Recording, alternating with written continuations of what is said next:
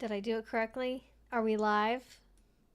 Are we live? It says we have an excellent connection, so I'm hopeful. I'm hopeful. Let's get the Christmas lights going here. It's loading. And of course, as soon as I start, Bandita moves. Hi, you're right there. Hi, baby. Do you want to come up? Hi, come here.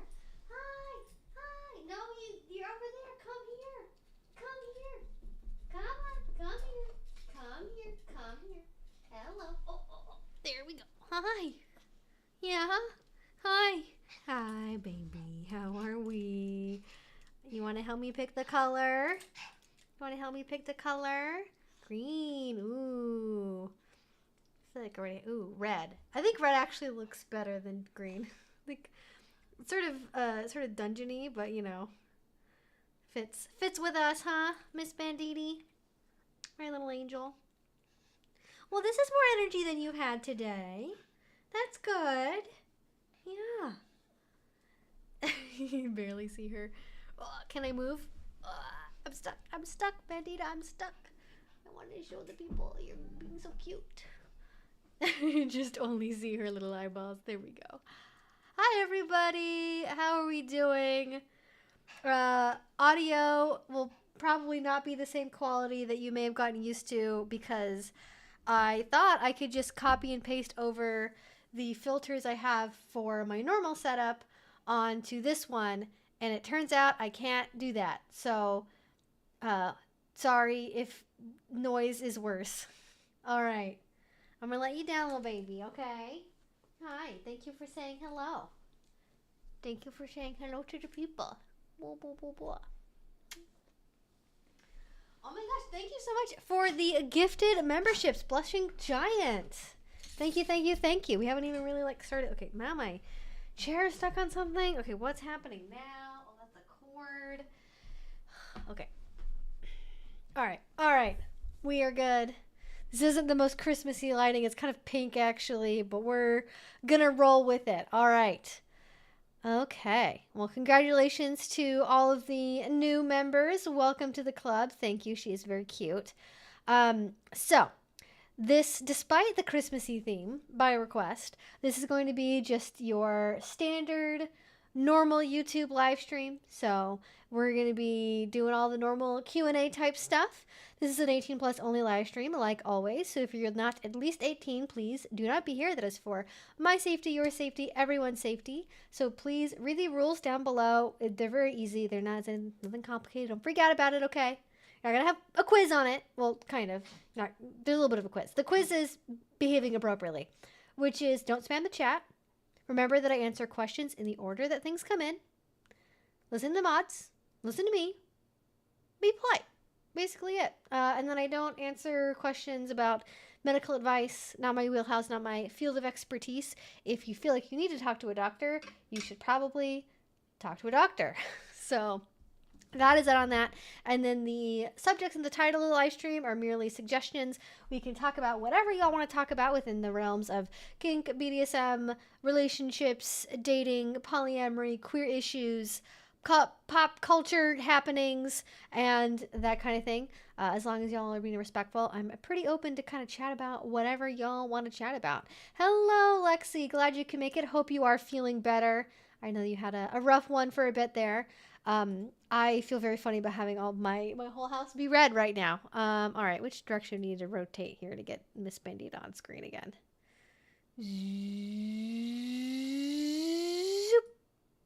I know, I made it. Uh-oh. Oh, we're stuck. Oh, maybe we can't see the whole Bandita. Maybe we can't see the whole Bandita. Oh, no. You're in a completely different spot. Oh, there we go. We got some more traction here. Okay. All right. Look at that loaf. Look at that adorable little loaf. A little Christmas, a regular Yule log. That's what you are. I don't know. Okay. She's actually, so I don't want to freak anybody out more than I freaked out myself. Bandita has had some tummy issues on and off for the last couple of months now. It's been like 2 months, I feel like, maybe longer. And she still has a little bit of an upset tummy. So if you can keep her in your thoughts, that would be appreciated. Oh no, Psycho Salad Fantastic name, by the way. 665. I wonder where you picked that one. I almost fell for a Dom scammer from a dating app this week.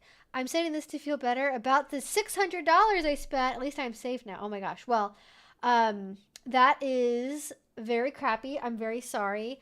I just, scammers suck. Like they just do, and I'm really sorry. I know, especially with like the AI technology we have now, being able to recreate voices and create these images and dating profiles that look more convincing than the bots of yesteryear. It's easier than ever to fall for a scam, and it sadly happens pretty often. So I'm sorry about that. I'm glad you were able to figure things out and cut things off, hopefully before things got too bad, because, you know, when it gets to a point where, you know, you're spending that much money, a lot of people kind of, not trick themselves per se, but they do. Sometimes people are reluctant to accept the truth. So I'm glad you're able to do that, but that sucks. Yeah, it really does. I mean, the thing I try to remind people, and, you know, I don't know what signs there would have been on this profile or how they spoke, but, you know, the more obvious ones I think are easier to avoid. So I always recommend looking for things on dating app profiles. Like if it sounds too good to be true, it probably is. If a Dom is reaching out to you first on another app, like on Instagram or something, or TikTok, that is like 99% a scam. Pro Doms especially are like too busy to be hanging out with you and randomly messaging people. So don't fall for that. If somebody's messaging you and like promising to be your Dom, probably not the one for you, you know, probably not the one for you at the bare minimum. And anytime that their first conversation with you, even if you maybe reach out to them first, it should not be like, all right, shut up, pig, pay me money. Like, are there legitimate pro doms who are real people who do that? Like, probably. But again, like, there should be some kind of negotiation. There should be some kind of actual talk, some kind of conversation before you just start handing over credit card details and sending money and all of that. You don't need to, like, if you're planning a session, sending a deposit after going through a screening process and a questionnaire is normal. Upfront demanding money alongside like humiliation or blackmail or something, that's going to be a big red flag. And yeah, it sucks. And also, especially if you're meeting somebody who's a Dom on a dating app, if they get right into the role play, like immediately, if they're getting right into like the Dom role and not really addressing you as a person, is that something that a real Dom could potentially do? Probably, yeah. But I would imagine that if you're looking for a relationship, you probably want someone that will also treat you as like a human being. And so, like, if they're a legitimate, good pro Dom and they're looking for partners, not just, you know, like people they play with or something, like they're going to approach you as a person first, and then the kink will come in later. That's across the board for anyone, actually. It doesn't matter, Dom, sub, switch, top, bottom, alpha, master, whatever title you use, doesn't matter. If you're anything at all in the kink world and somebody approaches you on a dating app and immediately gets into role play and you're looking for a relationship, maybe a scam, probably not someone who understands boundaries. Are there places where you can just like get into random role play? Sure. You know, the AIM messenger of, not AIM messenger, I just did a chai tea thing, didn't I? The AIM of yesteryear, the AIM chat boards is what I meant to say, of yesteryear, or the Twitter role play or the forum role play. Like there's still pockets, I imagine, where that happens. But most people, if they're looking for a date, are going to like approach you. But, you know, even then, even if you have someone that is maybe, you know, kind of doing the, hey, how's your day going? Like, you know, still be careful with that, because even bots now are sophisticated enough to carry on some like relatively basic conversations. Twixie says, random Dom, and 99% of the time it's a femme presenting person, cold messaging you and asking for a tribute to make sure you're real about this before even going over kinks limits equals stay away. Yes. Great advice, Twixie. That is spot on. If anyone, again, there's a difference between, okay, we went through a screening process, we talked, we are planning to do something. Now, in order to reserve my time like a professional, you must pay a deposit. That's very different than, you know, fuck you, pay me money, okay? That's totally different. All right, Puppy's on the move again. She's just trying out everything today. Where did she go? Is she in a bed? I can't tell. She's like a little dark shadow. I think she's in her bed. I think she's in her bed. No, that's just a blanket. She's totally disappeared. She's disappeared on me. Where is she? Oh, there she is. Looking out the window. They've been doing all kinds of stuff outside. They've been trimming trees. They've been doing all kinds of stuff. And she's not okay with it. Let me tell you. She's on the prowl, 100%. First time hopping in the stream. I just wanted to say how grateful I am to you, Evie, and this lovely community. Thanks for enriching my 2024 with lots of compassionate conversations. Okay, thank you. You're so welcome, Saint Erzatz. I don't know if that's anywhere near close. Hopefully it is. But thank you so much. I really appreciate it. I am so grateful for all of you and my community as well. And do we get random people who pop in and say, off the wall stuff? Sure. Yeah, that happens when you make internet content and you sometimes talk about controversial things. But I am so proud of who we are as a community. I'm so proud to be making this content. And, hopefully I get to keep making it for a long time to come. So thank you. I was on Fed. I got male chasers like on the daily too, so I get it. Yep. Yeah. Then there's that whole other, the chasers, fake pro-doms, alpha male dudes just saying they're going to be your daddy out of nowhere. Yeah, there should be a collective term for whatever that is. And I don't know what to call it, but maybe we should come up with a word for it. I don't know. But yeah, the scamming stuff is just wild. We almost met at a dungeon without a website. Oh, the dungeon didn't have a website. It could have been bad. Fortunately, I was vague enough about personal details. Yeah, I'm glad you're able to do that with, keeping your personal details safe and secure, hopefully. But yeah, oh my God, that's a whole other thing. Like meeting in public, good, yay. If you go on a coffee date, go to a diner, go to a punk dive bar, there's places to go that are like, kink adjacent that maybe aren't a dungeon to meet up and like prove that you are who you say you are and that your pictures aren't 20 years old or whatever it is that you're worried about, right? Or that they might be worried about, Go to the dive bar for a late night snack on a weekend. Go to the goth night at a local venue. There's ways you can meet up that maybe overlap with the other interests, or like nerd coffee shops, great opportunity, or just going somewhere that is like an actual date spot. That's also perfectly fine too. But yeah, if there's a dungeon that doesn't have a website, I mean, do we need websites for every dungeon this day and age? Like, no. I can't think of a dungeon that has a good reputation that doesn't have like at least like a splash page of like a Spokane's biggest dungeon or whatever, and then like some pictures, and then the link to the FetLife page or something, just to get on the Google search results for like dungeon in Spokane or whatever. So I guess it could happen, but if don't do two new things at once. Maybe that's a good just standard to have. Don't do two new things at the same time. Don't go to a brand new place to you and also meet a brand new person, ideally. If you're going to be going somewhere that's not totally in public, put the risk in only one category there. Maybe that's a good way to do it.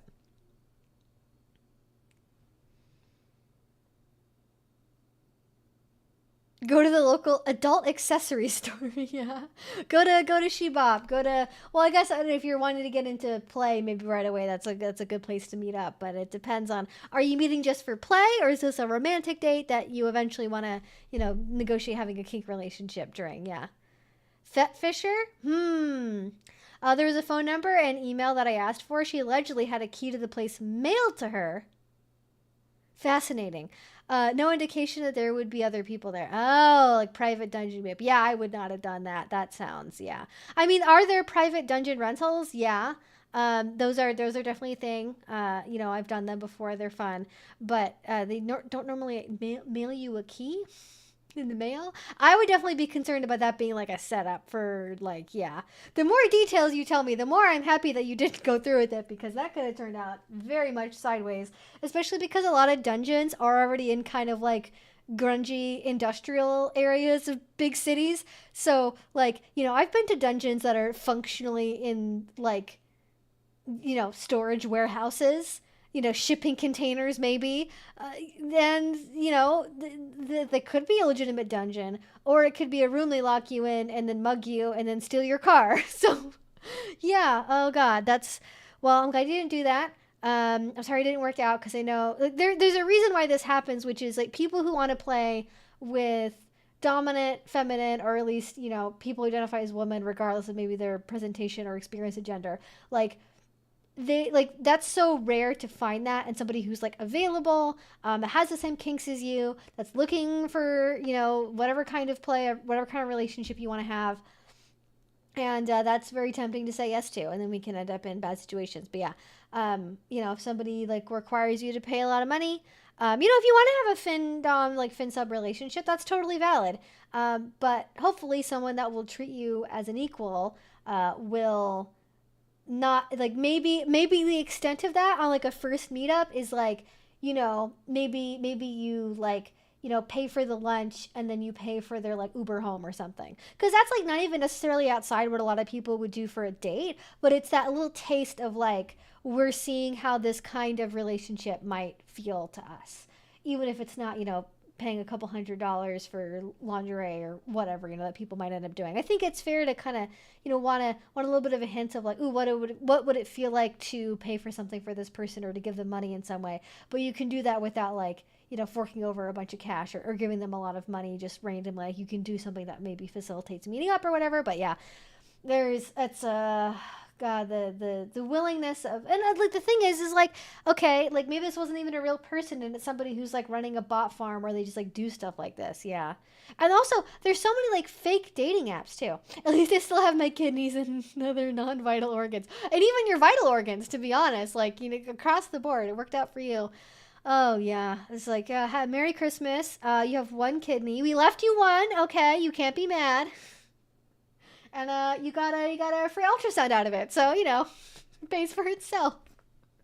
Oh God, I'm sorry. Oh, that's awful. Yeah, yeah. I will say this as somebody who has worked at a local adult accessory store, which, by the way, I love that's what we're calling it, adult accessory store. There are accessories, yeah. It takes a lot of pressure off bringing up interest, and the reactions to things in the store often tells you a lot. Oh, that's a good point. Yeah, yeah. I mean, you know, as someone who's not particularly sexually motivated in life, and like my kink is largely not a sexual thing with like most people I play with, like, if somebody asked me to meet up at an adult store, I'd be like, ooh, our interests probably aren't aligned. Like, we probably have different like priorities. But also, I'm someone who's like, I'm like, I talk about this for my job. I'm an open book. I'm happy to tell basically anyone anything about, well, not anyone, you know, most people. If I'm thinking about playing with you, I'm okay with you knowing about my kinks, and I can talk about them in detail. But I think for people, maybe it's like a third date activity, or if you already know, like, maybe you've been texting for a while and you know that you're both really into each other and you're both very sexually forward, maybe it's easier to have a setting where you can talk about like, so, what's up with Benoit balls? You know, that was 50 Shades of Grey. Was it a fad? Was it fun? Did you try it? Have you ever worn a blindfold? Yeah. Excuse me. Don't be sorry. You need to laugh at this to feel better. Well, yeah, it is a ridiculous scenario. And, you know, it's just, I'm just disappointed in the universe sometimes, I guess. Yeah.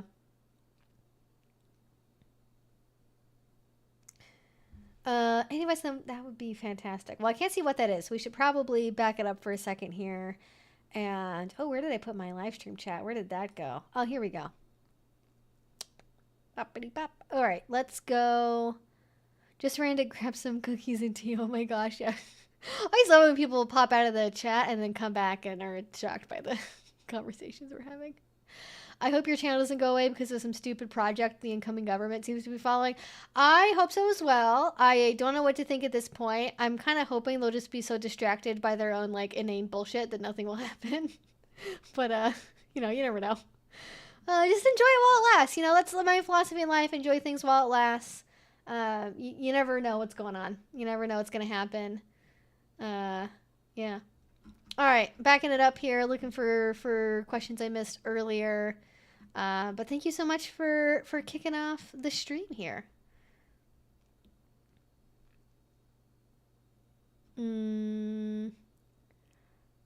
Hello, welcome. Glad you all could make it.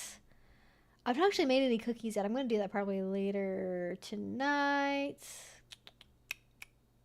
Hi, Evie. I hope you're having a great holiday season. I find it very difficult to, like, lie, so I'm probably just going to say that I've had worse holiday seasons. This is not the most ideal one for multiple reasons. But I appreciate the well wishes. It's nice to hear. But you know, probably not gonna have any snow. I don't. Yeah, it's a little rough one. Although it's probably been for at least if you know, I saw something on social media that was like, you know, I don't know how to say this, but like this Christmas hasn't Christmas as hard as other Christmases have Christmased, and like that kind of resonates. That kind of resonates a bit. I am potentially at least going to be seeing people for New Year's Eve. So that'll be fun. Maybe do something for that. But actual Christmas itself, I don't know. It's been kind of, it's chaotic, I guess. I'll say that. It's been kind of chaotic.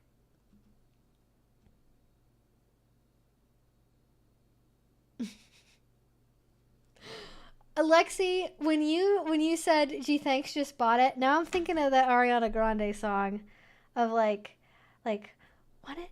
I got it. Da-da. I don't know what that song is. I don't listen to enough Ariana to know from the top of my head, but it's the one where she's just singing about how I was like, I want it, I got it.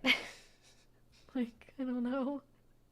I don't know why that's like so funny to me. I don't know if that's like a meme or anything. Maybe it should be.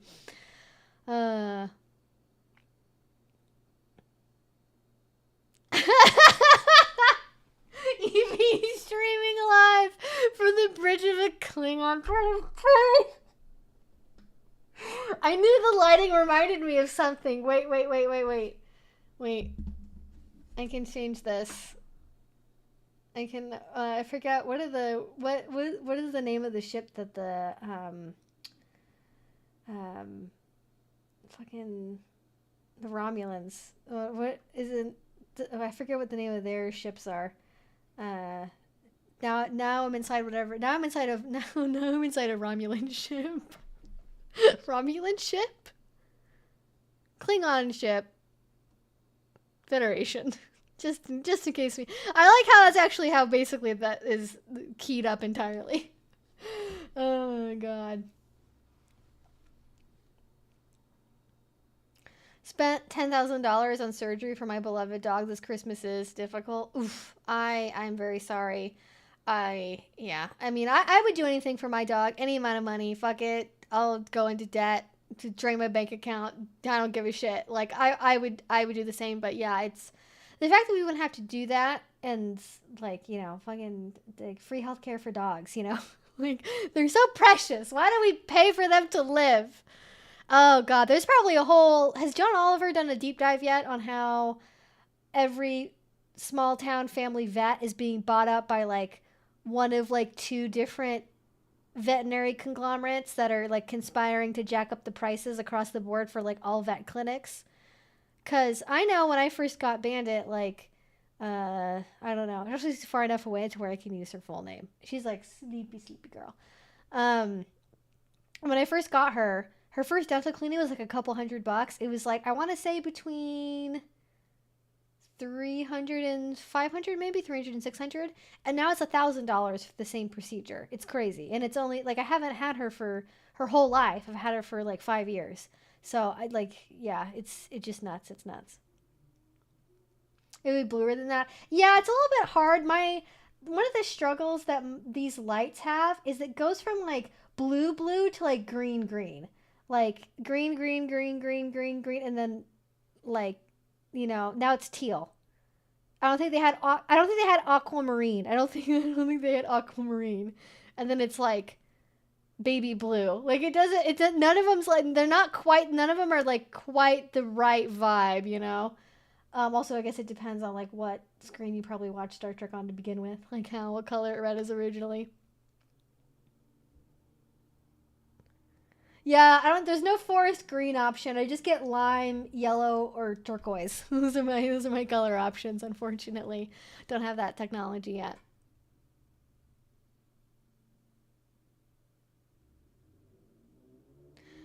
I wake up in a cold sweat, heavy breathing, just thinking about having to possibly go back to retail. Yeah. I worked in food service, when I worked minimum wage jobs, and like that job was like not always great, especially depending on where I worked and who my bosses were.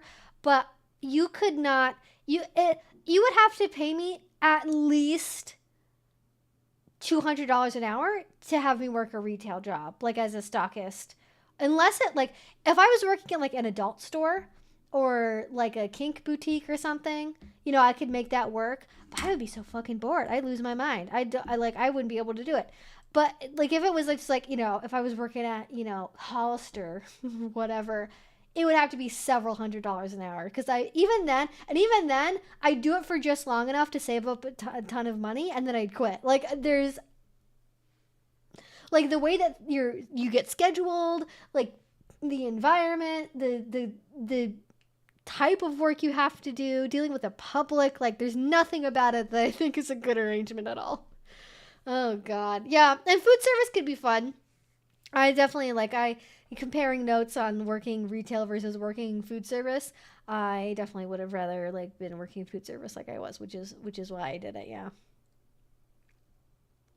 Yeah, I didn't realize how terrible it was for my mental health before I left. Yeah, it's a bowling bowling, frogs don't go bowling.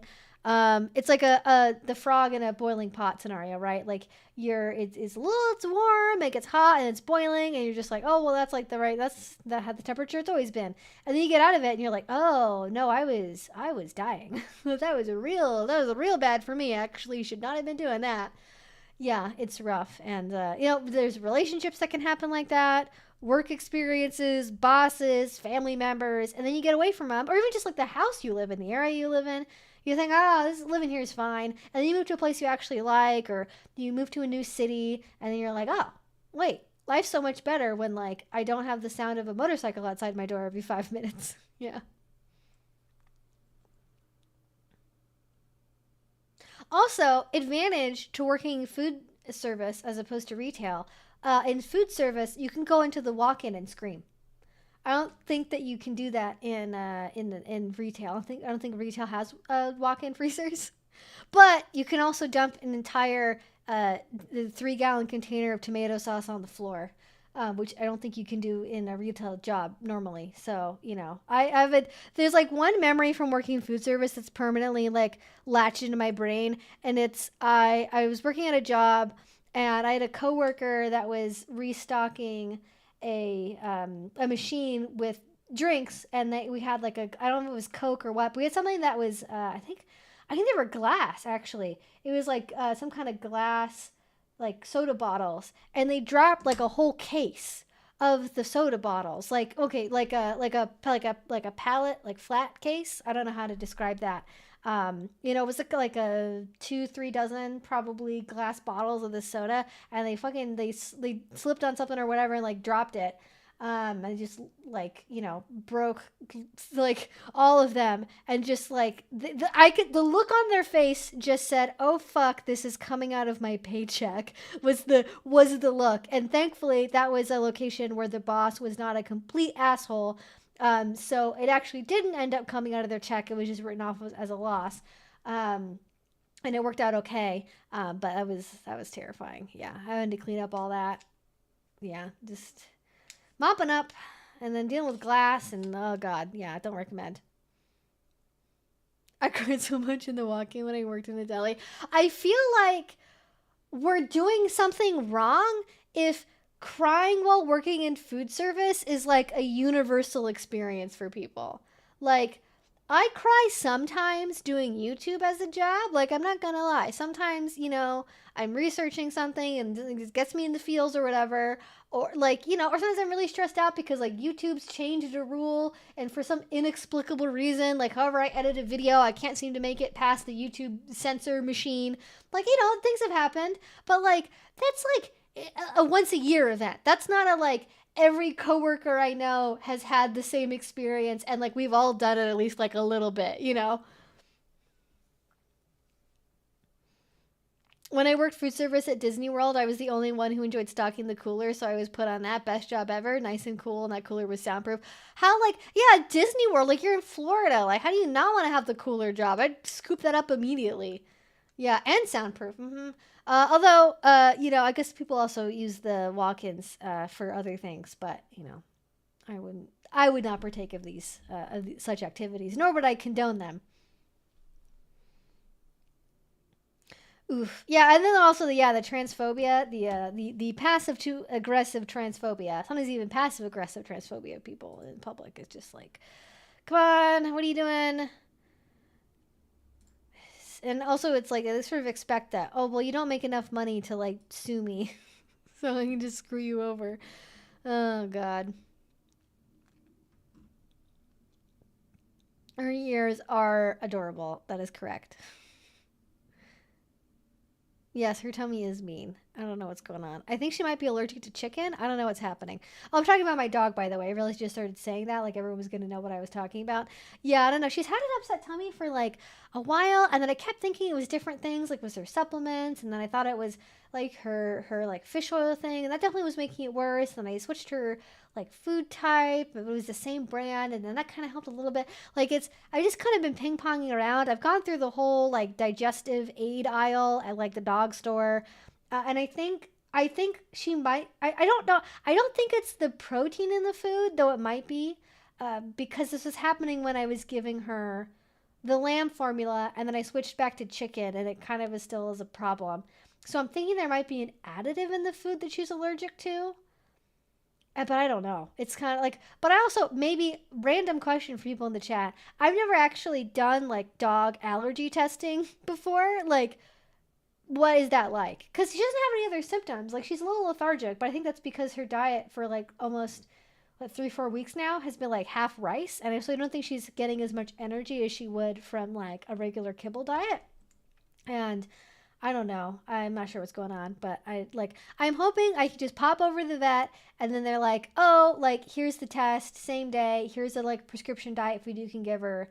Bingo bango bongo," and like that's it. And then it turns out she's like allergic to chicken or something. And like, I'm very conscientious of taking care of my dog. I read the studies, okay? Like she gets a grain inclusive, like formulated for dog her size food, and I rotate between different proteins. She gets like a boar one and a lamb one and a fish one and a chicken one, and like she's never had problems before. And then for some reason, in the last couple months, she just like constantly like has an upset tummy, and I don't know what it is. And like my paranoid dog mom brain is telling me something is like really wrong, but I think she's probably just allergic to like a filler.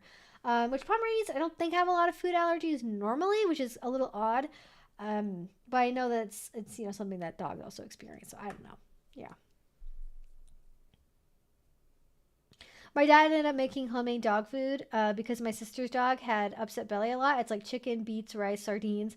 Not sure full recipe, but HW. I don't know what that means. HW. I don't know. Oh, what? I don't even know what that was supposed to be. Anyways, it doesn't really matter. Has all the calories in amount pre-portioned. Yeah, I've thought about. She does pretty well on like if I mix rice with stuff. The problem is like, you know, doing that like consistently all the time. I don't know, because like part of the reason why it's good to give small dogs kibble is the texture, like the crunchy texture is like good for helping them keep their teeth clean. So if she's on a like raw dog food diet with like homemade dog food, she's not getting the, I guess, the friction, I don't know, the friction, I guess, of chewing on kibble that helps like keep her teeth clean.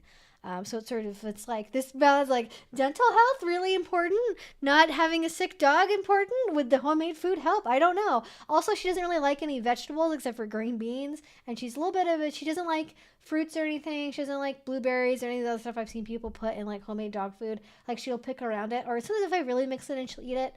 She likes pumpkin okay, but yeah, she's like, she's kind of she's a meat and potatoes kind of dog. And I know, yeah, chicken allergies are really common, but I don't know.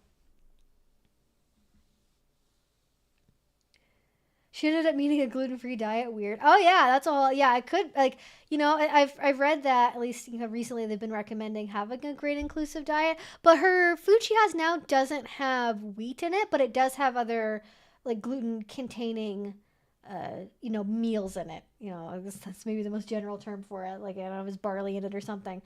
But not wheat specifically. So yeah, I don't know. Skronky mathcore. I think you made that one up. I don't think that one's real. I had a dog with a genetic condition that made them allergic to everything and was giving steroids for it. That's probably not Bandit's problem. Well, it's good to know it's not probably an issue. Yeah, because she's never had... This is recently. The previous other like years I've had her, it was never a problem. This is like a recent deal. I thought also it might be that she's just getting older and like maybe she can't handle the amount of like fats or like the like something in like it's a proportion of like how the food is like balanced. Maybe like she just is getting an upset tummy because it's like, you know, too rich or something. I don't know. Anyways, I'm rambling about my dog. I intend to give me an opportunity to talk about my dog, and I will take it. It will happen. It will happen. All right. I've been scammed by fake content sellers on Snap. Oh, like Snapchat? Oh, I didn't even... people still on Snapchat? Yeah. I guess... You know, I don't hear that much about Snapchat, and I just sort of assumed that it wasn't a platform that like adult content creators are on because I assumed that they just really cracked down on that stuff. Because I remember, oh my gosh, there was like a whole era like pre-OnlyFans on Tumblr where people would sell access to their like private Snapchat, like lifetime Snapchat access, like $10 or whatever. And that was, yeah, and then OnlyFans came along and like totally changed the game. But I guess I don't know if they're selling content on Snapchat or if it's like advertising for like off Snapchat stuff. I just feel like if it's on Snapchat, I just don't trust it. I just don't trust it. That's my honest opinion. I am looking up Skronky after this for sure. It's a real. Okay. Well... I am gonna look up Skronky, alright. It sounds like a descriptor for a cat. Like you'd say, that's a Skronky cat. Like when they're both kind of like scraggly and chunky. That's what you call them. When they're chonky and they're scraggly. They're Skronky. That's what I'm deciding that means from now on. Feliz Navidad, Bandita. Alright, She's sleeping with her nose against the window pane, as is her wont, as is her right. Honestly, really, it's her right.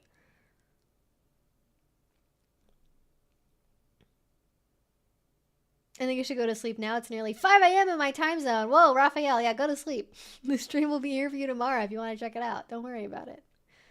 Get some shut-eye.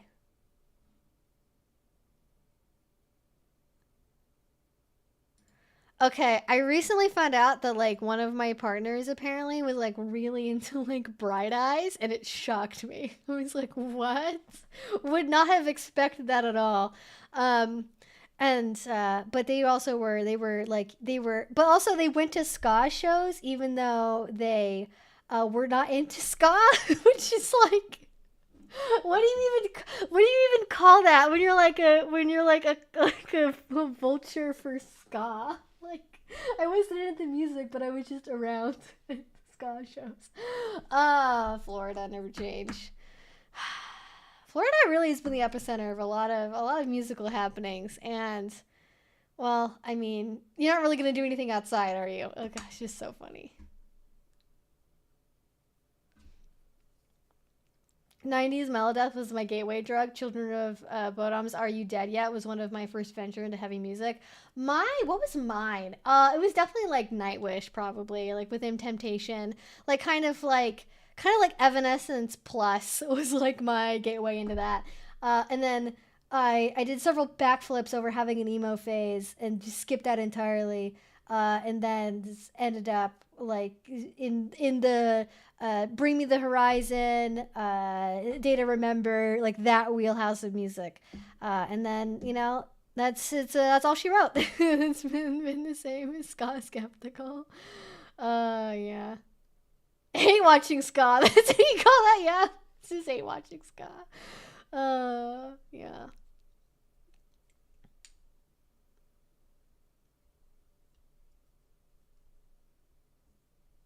What is up? We're talking about 90s music, apparently. I don't know how this ended up happening, but that's what we're talking about. Uh, I had Scott Kid TM as part of my Magic the Gathering crew. A Ska Kid, yeah, of course. There has to be the Ska Kid Magic the Gathering overlap. It's not massive. It's not like 1-to-1, but there is a proportion. Do you listen to Fear Factory? It's not regularly, but that has possibly been a band that's been in the mix. Well, I didn't have an emo phase. Now I'm having an emo phase, but I didn't have one when I was a teenager. That's what's weird. Is I didn't have a pop. I went from like my parents' country music and like Pink Floyd, to like Evanescence, and then it was directly from Evanescence into like Nightwish, which I would not categorize as emo. And then from that into like metalcore, and I just like skipped over like emo music entirely. I think, as we've talked about, I think I was a little too young to like, I think, be into it at like primo time. Because I would have started. I was in 8th grade, in 2008. So like, I feel like I missed. I feel like I kind of would have gotten into it on like when everyone was like breaking up and like fighting with each other. But like, I don't know. It wasn't my thing at the time. I was like, no, this isn't, I need something more intense, you know? One of my favorite musical interests was Cryo Shell, which is basically Evanescence at home. And I used to listen to them all the time. Listen, I used to listen to all the Evanescence albums, all of them, from the 90s EP onwards, all the time. I basically have every song memorized, okay? Like, the only concert I've been to in the last, like, 10 years of my life was Evanescence. And y'all better believe I sung to every single song. It was fantastic. 10 out of 10 experience. Would do again.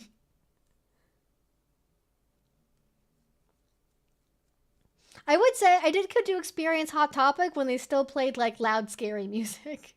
Back when you'd walk by and like, they'd have on, I can't even think of fucking, what am I thinking of?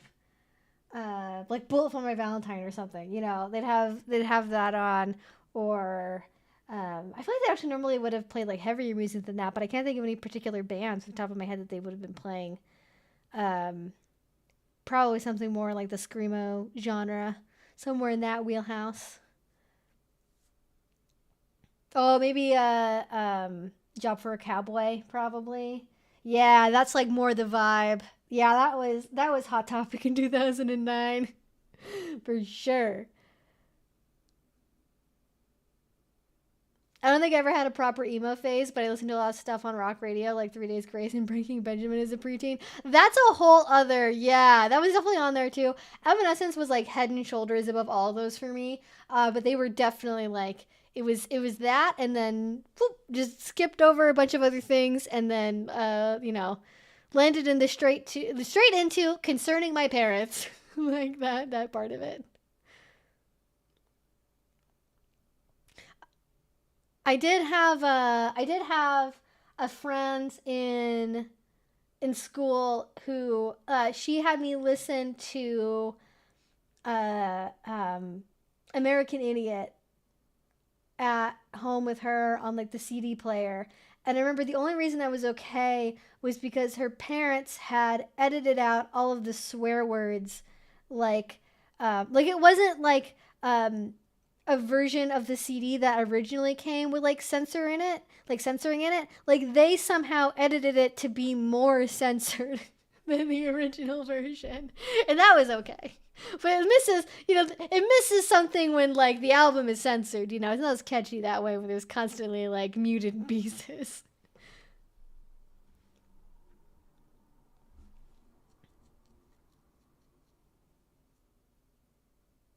I have not finished watching Arcane yet. I'm like halfway through the second season. All I know is everyone that I thought was gay is gay. I get to keep my Gaydar permit for another year. I passed the Gaydar calibration test, so I'm proud of myself. But I heard that people don't like the second season as much as the first one, which is disappointing for how long people had to wait for it.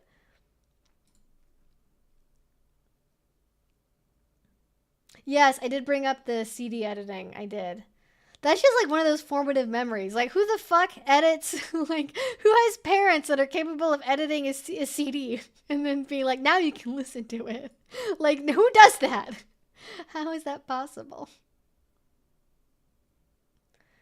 Korn is good. Like, Korn is so unique, and I think that's why they stick out. Like, there's some bands that are good, but they kind of like fit into a genre sound, and like, you know, they aren't really, they maybe are really good at that genre, but a couple of other bands sound like them. Like, Korn is very distinct, which I think is like, that makes them an easy favorite to pick from, because it's like, you know, there are imitations, but there are no replicas.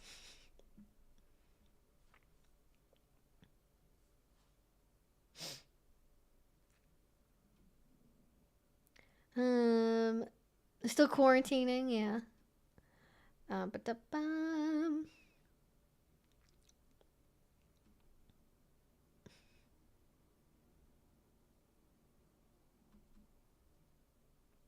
Oh God, what is your plan after your, well, when? Okay, well that's okay. Don't put that juju on me. Don't put that on me.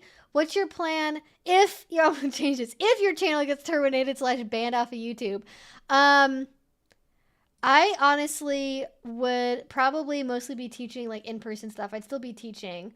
And I do stuff on Patreon for as long as I could. And I'd just really like heavily invest in like email list stuff. And you know, just entirely do stuff on Patreon for as long as that's viable. And then, you know, I guess figure out what to do from there. What other social media? Because like if YouTube is, you know, banning content like mine because not like a fluke weird situation, but like because of the kind of content I make, it is probably going to be harder on other platforms as well. So it's hard to say. Like, it depends on like why YouTube is banning me. Like, and if it's a one-off random thing or just YouTube, or if it's a broad problem with all of social media. Because if it's everywhere, then that's a whole different story. But yeah. I have ideas, but also I'm very frugal with my money, and so like I definitely have money. I have money saved up to where like if I needed to like float myself to figure out like another career opportunity, or to figure out like you know how to make a different website viable for content creation, like I have time to be able to do that. It's not the end of the world. Um, but you know it's not forever. It's like I can't retire, you know, I'm not that kind of YouTuber, right? I can't just like retire tomorrow if I felt like it, and I'm only doing it for the love of the game, you know. Like I do in fact do need to earn a living, all right? So yeah, it would affect me.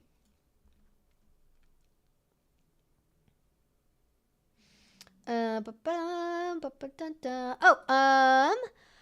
me out. Impact plays scene to the rhythm of Meshuggah. Well, I can't say I've ever heard them be played at a dungeon before specifically, because for some reason people that are DJing at events tend to stick around like the Marilyn Manson level of intensity and don't really go any like heavier than that. But I could see it. Yeah, for sure. Definitely. I think it'd have to be like, you'd have to bring that as a specific night, I think. Because I think music's a little too heavy for the general public to be down to, but it'd make it work. Definitely.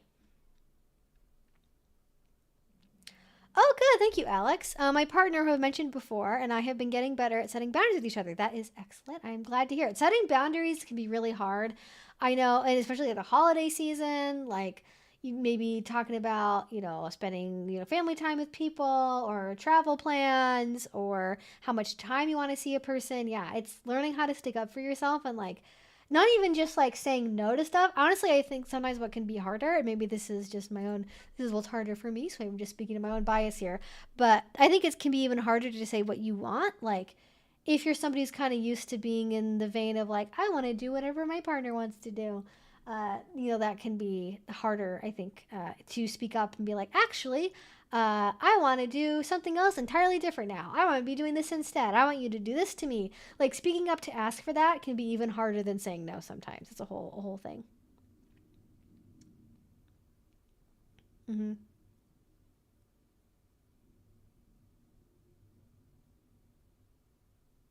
I imagine a dungeon wants to sound like gothy, but with less blast beats. Well, and the thing is, I don't even play goth music. Like, I might end up with a Cure song or two in the mix somewhere, but that's about as gothy as it gets. Maybe a Depeche Mode now and then if we're going more on the new romantic side of things. But that's, I would lay down in the road for a goth night. Like a proper fucking goth night. That wasn't at like a vent. Like there's like, if I wanted to go to a bar that like allowed you to choke people, like I could find that and have goth music at it. If I wanted to go to a BDSM dungeon that happened to be playing goth music in that order, it's not as common, not as popular.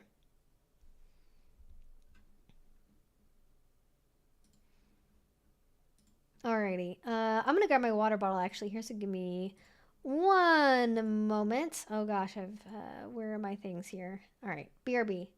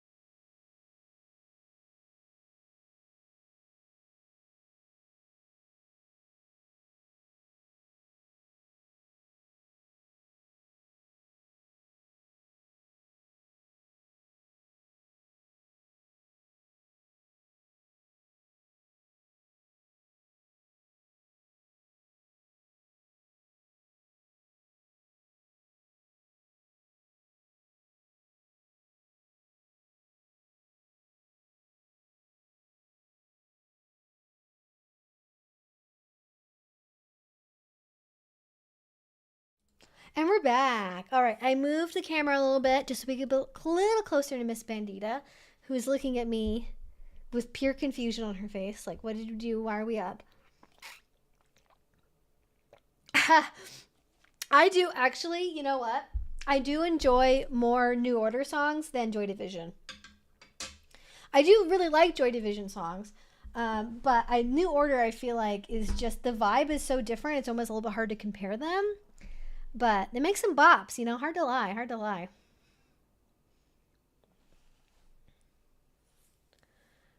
Yeah, Joy Division, Sister Mercy, yeah, all that good stuff. I mean, that's like you're sort of sampling all of them. I really like Depeche Mode. I'm a big Depeche Mode girly. IMO. But it's like, are they goth? My answer to that is, who gives a shit? My answer to that is, who cares? If it's good music, it's good music.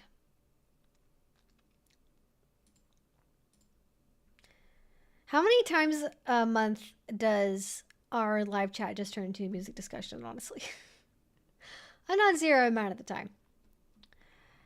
I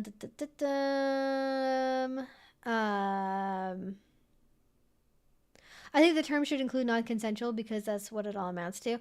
Like, non-consensual. Oh, here's an idea for what we could call it. The people that are like the fake pro dom scammers, and people that like, DM you to say they want to be your daddy. We should call it non-consensual, or we could even just call it for short, kink fishing. Maybe I should make a video called like avoiding kink fishing. Ooh, that's an idea.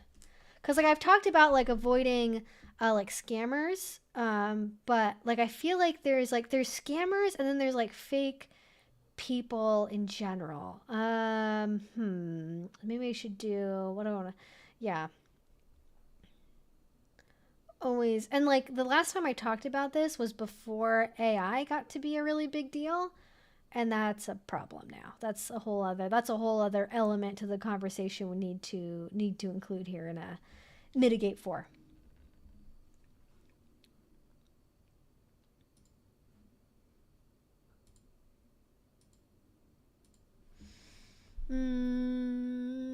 Yes, always meet where there are witnesses.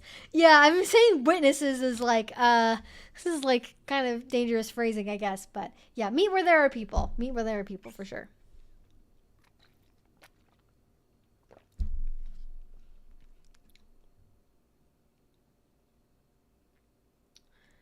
Ba-ba-bum.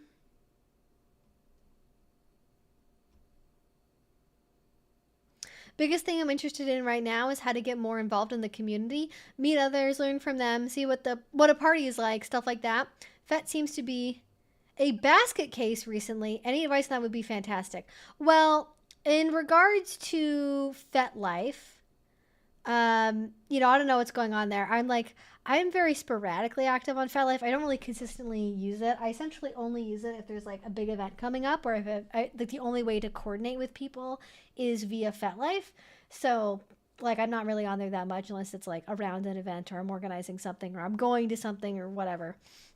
So I don't know if there's any specific reasons that FetLife is currently like off the rails compared to any other time that it normally is.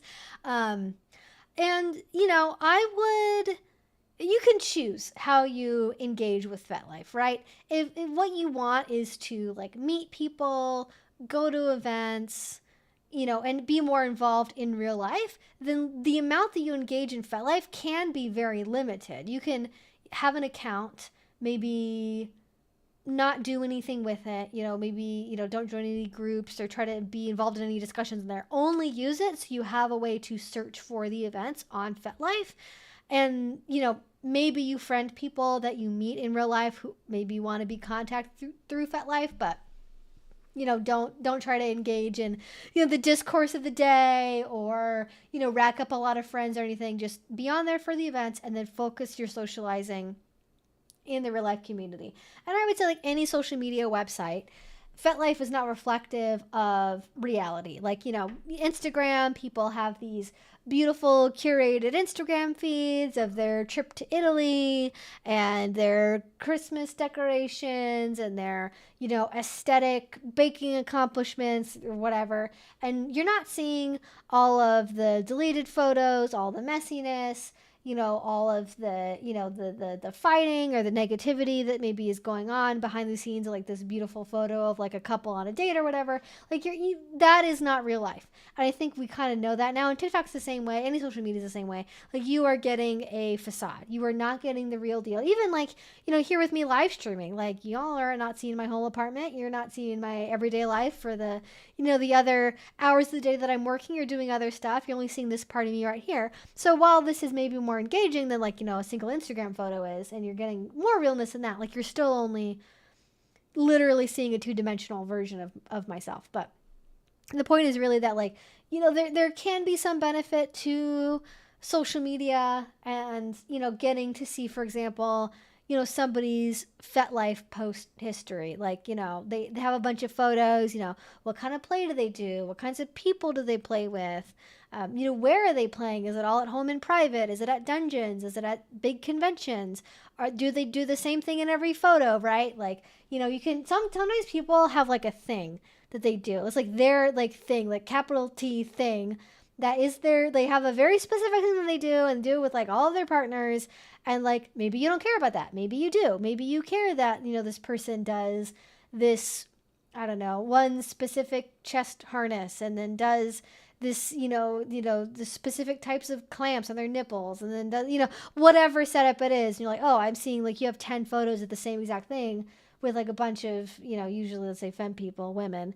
And, you know, that to you might not be a problem, but it's information that you have at the very least. And if it is a problem for you because maybe you read into that and you think, oh, well, they only play with a certain type of person, or they don't really necessarily change what they're doing based on the individual. They kind of just have a routine that they've done. And that's, you know, they just follow a script as opposed to doing something that's more individual. Whatever. Having access to information like that can be important. But again, you don't have to be bogged down in it. You don't have to have your socialization focused through FetLife because FetLife isn't like real. The good part of FetLife are the events and the ability to talk to people after events through a medium that does not require disclosing personal information, phone numbers, real life names, anything. Although these days more and more people are also organizing on places like, you know, Signal, Telegram groups, Discord chats. So there are other options if you don't want to be on FetLife, but that's going to be the default for most people still. Yeah.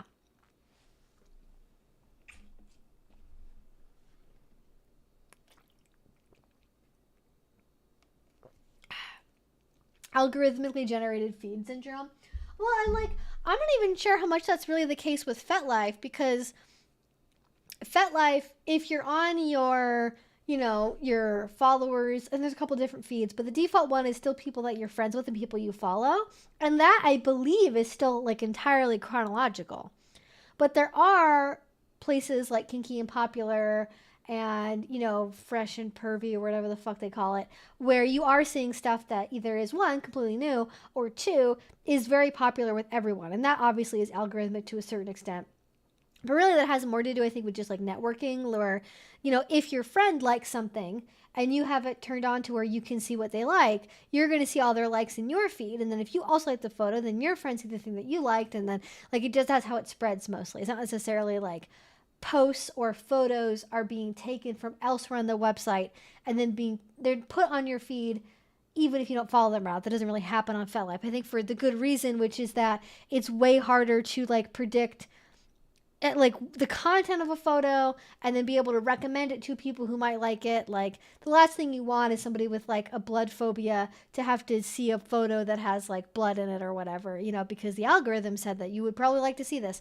That kind of harm is sort of inherent to using Twitter, for example. Twitter has made the decision that they like digitally harming you by making you look at content they know will upset you. But that's a whole other conversation. Yeah. The problem is searching for tags is never chronological, or at least I've never seen the option. Oh, on FetLife? Yeah, you know what? I have very rarely searched for tags. How would it be organized then? Is it just whatever they think is the most relevant? I don't know. I've looked, sometimes I've tried to find pictures of maybe I'm interested in buying a piece of gear or something, and I want to see if other people have bought the same thing. And so I'll look at a hashtag for whatever the name of the toy is, and try to find other photos of it to see what it looks like in real life. And that I don't remember if it was chronological or not, because I wasn't really paying attention to that. But oftentimes I wasn't getting anything that was related to what I was actually looking for. So yeah, I don't know how accurate that is at all.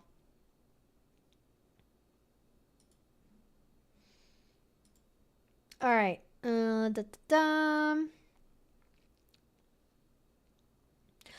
Can you talk more about not being sexually motivated and such? I'm also not sexually motivated. I would be happy to, Rose.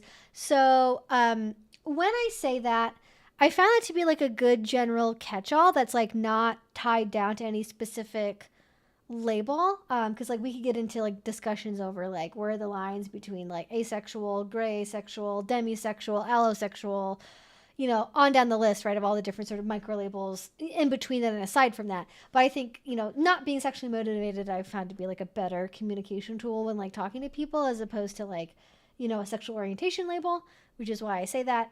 But when I say that I'm not sexually motivated, what I mean is that sex is not access to sex is not my underlying motivation for why I do, or what I'm doing, or who I'm doing it with. I don't look for play partners, scene opportunities, romantic partnerships, anything with even my primary, secondary, or even tertiary motivations being linked to, I would like to have intercourse. I would like sexual stimulation to happen. I'm a very romantically motivated person. I pretty much want, outside of play partnerships where maybe it's more casual and it's a platonic thing, if it's platonic play, that can still be connective, that can still be fun, and that's totally fine, and I'm happy to do that. Without any kind of romantic connection, is also fulfilling in a different way. But for relationships, for dating, for, polyamory, power, anything like that, that needs to be done in the context of romance. But I don't really care about I'm just not I don't feel pulled towards sex the way that other people do. I don't it's not if there's a list of activities that I could do with a partner on a given night, and the options are have sex, go ice skating, cuddle on the couch and drink hot chocolate, and, talk about Roman history and, what was it? I feel I'm picking wintry stuff. I need a different option here. It's not wintry. Or go to the beach, consuming different time of year from the ice skating, whatever. Don't pay attention to that part. If I could pick from any of those, like, there's most days I'm probably going to be way more pulled by the latter three options than the first one. Like, I consider sort of the way that I think about it is sex is like totally deprioritized. I consider myself to be like what I would call sex neutral, where I'm not repulsed. There was a time in my life where I was repulsed by sex, and like I like couldn't even stomach the idea of having to look at anyone's genitals or my own or anything. Like, it just, the whole thing grossed me out hardcore. And then as I actually got into the kink community and I like saw more nude people and I was able to be around genitalia and sexuality in a more neutral context, I kind of went like, oh, well, it's just like a body part, I guess. Like, that's fine, whatever. But it didn't like magically become more appealing to me. It just sort of like, oh, that's like an option on the list. I could pick it, but it's not like necessarily always going to be the thing that's like the most bonding, the most important, the most emotional. Like, I'm optimizing my choices are optimized to like what increases emotional closeness, what increases the feeling of vulnerability and connection in the relationship. And sometimes that might be sex if that's what my partner is into. But if they're not into it, or if, it's sort of, well, it could be this or that, like, I'm probably going to pick the or that, I might pick the other one instead. And it's sort of, it's just, again, it's just not a priority. It's not like the biggest thing in my life. It's not, the reason I have partnerships. It's on the menu, but it's not like, starred at the top, bold, underlined, favorite, or order all the time. I don't know if that makes sense necessarily. And I'm also like, I can, especially with partners, I can do scenes that involve like sexual elements, but it's like the sex is like, again, it's like, tertiary at best to like the rest of the experience. And even then it's like, I guess this all seems really personal, but like I've talked about most of this in like other videos before. But I think for a lot of people who are not like sexually motivated in kink, or maybe they're somewhere on the A spectrum, like if you include sex in play, like a lot of people from the outside will be like, well, doesn't that like invalidate your identity? How does that mean that, you're asexual or on the A spectrum if like you're doing scenes that involve sex? But like sex is a tool in the toolkit, that's a thing that you can use to achieve a certain end. And if you're doing it with power exchange, it could be for like power exchange, it could be humiliation, it could be about like a sense of loss of control, it could be for, CNC, it could be for a lot of different stuff that doesn't actually mean it's about sex. It's more that like, it maybe they're, I don't know, they're like slapping you on the genitals and like, oh, they could slap you on the face or on the breasts, or they could be giving you a spanking, but the genitals are just the option that seem the most fun. Like that's a tool that we can play with. It's interesting, but it's not the be all end all of the experience, and it can be included in a way where like you're not really mentally processing it as like a sexy sex thing for sex reasons, more like my genitals are being used in a way where like I'm losing control over them because my partner is my dominant and they like have the authority to like do whatever they want with my whole body, and that naturally also includes my genitals. Does that make sense? I feel like that's kind of crazy. I don't know, maybe that doesn't make sense, but it makes sense to me.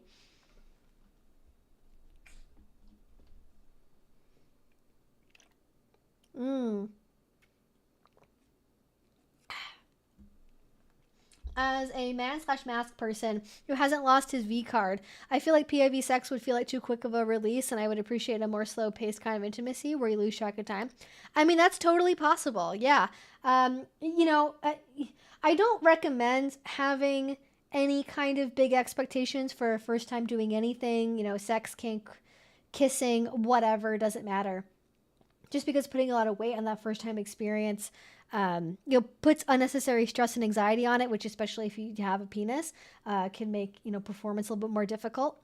And, you don't want to have that be like a bad like first memory, right? And like, I can't speak to everyone I know with a penis, but from everyone that I can, that immediately comes to mind, pretty much all of them have an experience of like the first time I had sex, I just like came instantly and like it lasted for 5 seconds.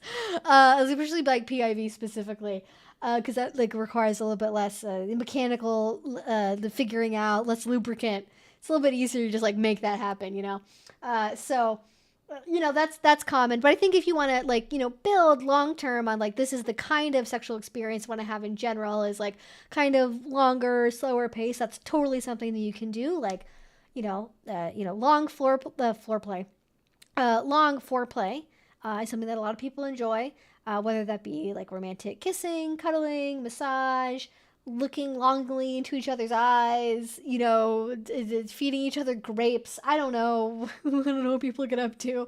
That, you know, all that is possible. And I think having a, you know, if you are willing to practice doing certain skills or include toys, you can certainly stretch out to the experience for, you know, hours. Also, as part of that, you know, not having any maybe expectation about anything. You know, everything is not going to be super arousing. You're not going to be hard the whole time, you know, probably. You know, there's going to be ebbs and flows, and going with the ebbs and the flows is what's going to make it kind of a longer track experience, right?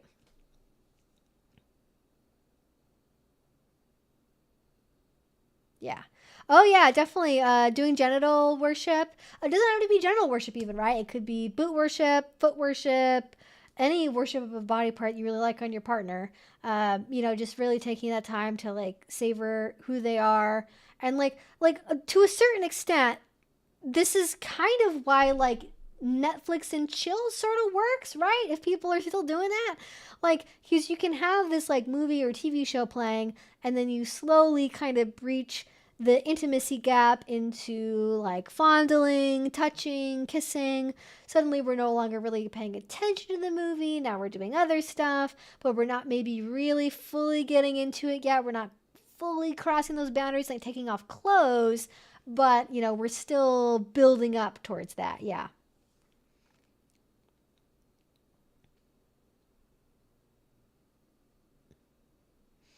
Yeah.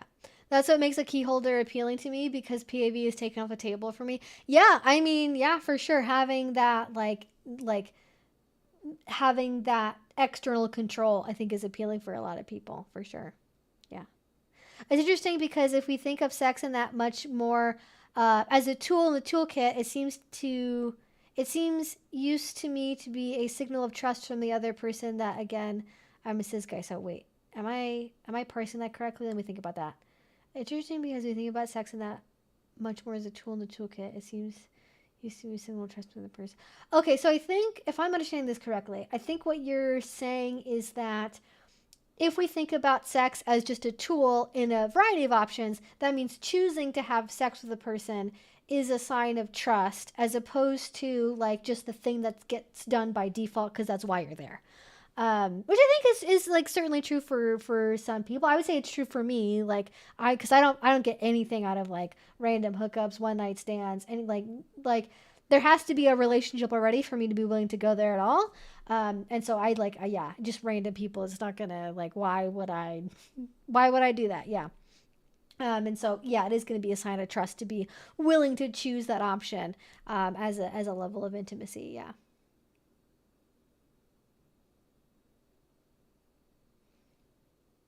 But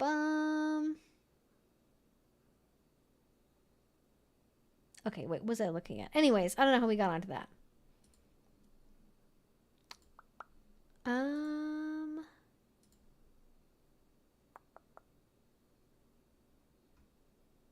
okay, I think that covered it. Um, my wife was the only person within 150 miles on a vegan dating site. Sketchy fake site vibe, but I ended up marrying the one person I ever messaged on the site, so it worked out okay. Hell yeah. That is 150 miles. That's like, wow. We made it work. Okay. That's kind of funny, actually. That just like that one. Maybe you were the only two real people on the whole website. Have you checked to make sure she's not a bot? Like in real, maybe she's just really convincing, like a replicant or something. Oh gosh, that's great. Well, happy for you. Glad it worked out. Oh god, imagine that. Imagine if dating apps were just like that, where you just like you found one person on like OK Cupid, and you know that's all. That's Dunzo. We're all good. Um, all capital letters. Can you talk more about the damsel trope? Um, well, don't yell at me, Jesus. Um, I don't even know. Can you talk more about the damsel trope? What remains to be what is unsaid about the damsel trope? What is going on with the damsel? So I have a video from at least 2 years ago, maybe 3, where I talked about it, and it was specifically like, what was it, like it was like princesses versus damsel in distress, or like DDLG versus like damsel in distress, or something like that. I don't really know what else I have to say about that, to be honest. I mean, like, if you haven't watched the video, what I would say is that damsel in distress is, like, you know, in the lifestyle context of kink, it's maybe not the most popular thing ever, but it's essentially a type of role play where a person is role playing being like captured and then like needing to be rescued, and usually is like struggling in bondage, basically. That's more or less it. It tends to be like, it's not really a power exchange dynamic in like an ongoing way. It's like a scene thing, and it's really, really based in like, you know, a bondage kink, and it is a classic bondage trope. And I would say it's, in my experience, it tends to be a kink that's a little bit common in older people, because of the types of, you know, frankly, porn that people would have been watching when they developed the kink tends to feature that more. I don't think it's as common these days with, like, you know, newer, you know, younger people, just because that, it's not that it's gotten less, you know, I guess it has gotten less popular, but not because it's like, you know, antiquated, as much as it's just like, you know, the tastes have changed. The tastes have changed. What do they mean by damsel? Like, that can mean different things. Will the damsel escape the oncoming train tuned inside? Yeah, exactly. Well, also, that's a good point, actually. It's like there's like a lot of, there's like a series of like niche kinks that are very much based on like things that were common in television shows or in movies when people were in like formative sexual development stages, right? So like hypnosis is a big one for this. Damsel in distress is a big one for this. And then there's another one I was thinking of.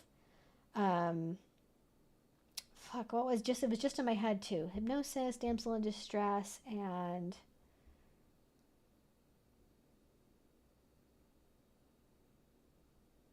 I can't remember what it is now. It totally left me. Well, it doesn't matter. It's like, you know, those quicksand, because there was a whole Vice little like mini like documentary about people with quicksand fetishes. And, you know, at a certain era in cinematic and television history, like, you know, Monster of the Week, Scooby-Doo, like Wild West movies, like, you know, you had the heroines trapped in quicksand. The heroine's been captured by an evil man and taken to a tower. The hero has to rescue somebody from being ran over by a train. She's tied to the train tracks.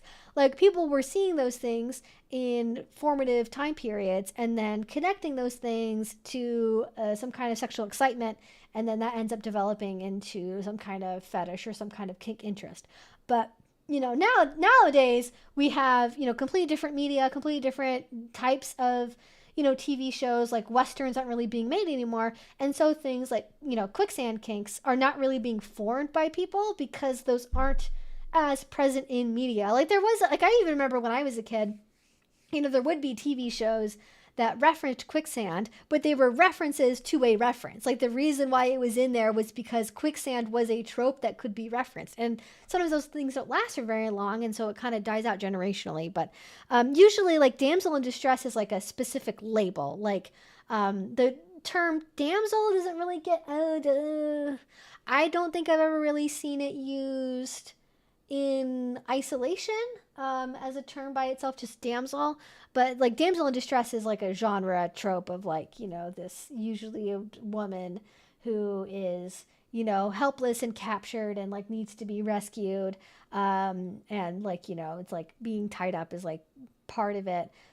Usually, like, the sadomasochism isn't typically a big element of it. Like, it's the being trapped part that usually is the bigger element of it, from my knowledge at least. Oh, sorry, microphone.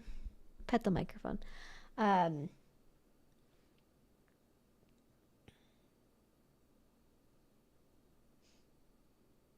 don't know the year she did.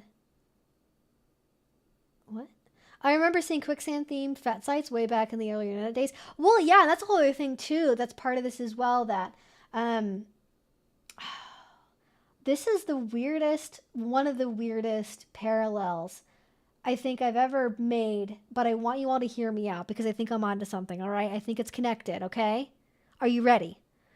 So, in vanilla social media, right, there's this funneling that's happened where, now everyone's on the same social media websites and everyone's like overlapping and mixing all the time. And there's not really like entirely separate social groups the same way that it used to be. Yes, there's like echo chambers for like political stuff, but in terms of, aesthetics and where people buy clothes and who the tastemakers are, like there's a much more shared across the board like set of things that are all common. Like Y2K stuff is like kind of influential like across like subgenres within that, and they're not necessarily super siloed from each other, whereas previously things were very siloed and like interests are very separate, websites are very separate, forums are very separate, like everything was like much more segmented. But now it's kind of funneled into like all one place, and we're kind of like forced to interact with each other, right? Like somebody who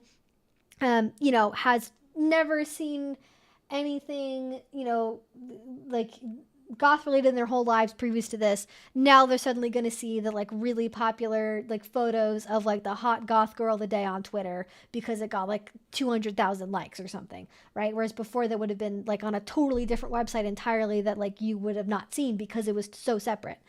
And what this has led to is an increasing homogenization of like, not across the board entirely, but I think this range of like aesthetic values is more narrow now, and there's less separation between like, the goths and the preps, right? And I think this is the weird part, okay, that I need you to hear me out on. I think it's the similar thing is happening with kink. Because of the fact that we don't have separate forums for different kink interests, right? Like the people who invented Locktober. The people who invented Locktober were on a specialty forum for enthusiasts of chastity. Like they were on a forum for that. They weren't on FetLife. They were in their own lane doing their own thing. And it used to be, especially early internet, there were very separate channels, both for like porn consumption and for like conversations for, here's the MS people, here's the chastity, here's the bondage, here's this and this. It's all very separate. And then you have FetLife, you have Twitter, you have all these other social media places where now we're sort of forced to all mix together, and it's leading to more homogeneity, which I think is good in the sense that it's exposing people to a lot of different kinks. But in the noise, you sort of lose the really niche kinks because there's not, like, now everything's just homogenized. Like there's not no one's maintaining that I'm aware of a quicksand fetish forum. Whereas before, like people would just do that, and because like if that's what you were into, that's where you went. And like now that doesn't exist anymore. So it's sort of like we have all these separate spaces. They get homogenized into like these bigger social media platforms. And instead of having parallel systems of both big social media platforms and these like niche websites simultaneously, the niche websites die out, and then you only have the big one left over, right? It's a story of like the big store comes into town and then the mom and pop businesses go out of business, right? Anyways, that is my very weird comparison, and I hope it makes sense. Have you seen the CJ the X video about Jordan Peterson's suits? They talk about some very similar stuff in that video. Oh, you know what? I have seen the JP suit video, and I wonder if that's like where I got that sort of idea of homogeneity from, or if I had that idea in my head before that. But I do love CJ's videos, so it's possible that that is what was in the back of my brain when I was thinking of it. No. No one has a kink for Jordan Peterson suits. If I'm remembering the video correctly, the point of the CJ video was that like fashion is like being homogenized. And how like, no one's really like doing any, I don't know. Go watch the video. It's great. But no one was talking about, having a kink. Well, maybe somebody does. They have a kink for bad suits, maybe. Yeah. I would put Jordan Peterson references in the same as werewolf type category or demons, and even use a Jordan Peterson suit as a demon indicator. Jordan Peterson's suit kink has got to be the most unsexy sentence I've heard in all night. Well, not forever. There's definitely less sexy things than that, but it definitely takes the cake for our general conversations. The difficult thing these days is getting enough funding to keep the lights on. Just look at what happened to co-host. I don't know what happened to co-host. I'm assuming it's the story of forums closing down because web hosting is too expensive, and the places that forums would be hosted on no longer, are like functional platforms. Yeah. Yeah, although I guess, fair point. There are Discord chats now that are more niche. But I'm not sure. Does a Discord chat like fully replicate the previous role of a forum? Because I mean, like, you have to make an account most of the time to be able to post on a forum, but then how do you find the Discord chats? Because like the advantage of a forum is if you Google like, hypno enthusiast or whatever, like, back in the day, you'd find like a hypno enthusiast forum. Whereas like, how do you find the hypno Discord group? Are there more layers between you and accessing the private, specialty space? And is that a concern?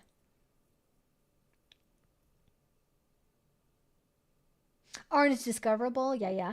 Oh yeah, Reddit I think would be a better example. But even then, like Reddit, I mean, I guess I don't know, I haven't really looked before. I think there are some kinks that are probably fairly well served on Reddit in maybe more of a porn capacity for especially like maybe self-made content, but also people promoting their OnlyFans because, it's always going to be a thing that happens on websites these days. But are there like, people having conversations about the kink, or is it just, fetish posting? Is it just pictures? I don't know. It's a good point. I don't know.